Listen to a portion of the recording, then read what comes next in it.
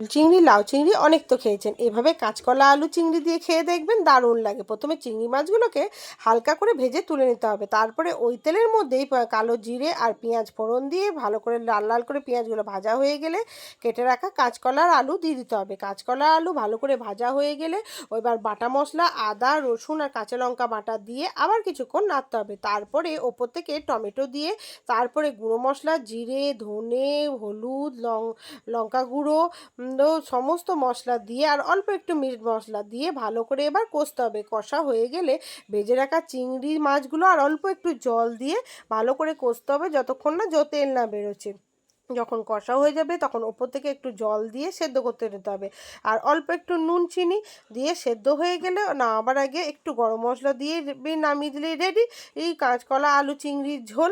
আর গরম গরম ভাতের সঙ্গে দারুণ লাগে। ভিডিওটা ভালো লাগলে একটা সাবস্ক্রাইব করে দেবেন। টাটা।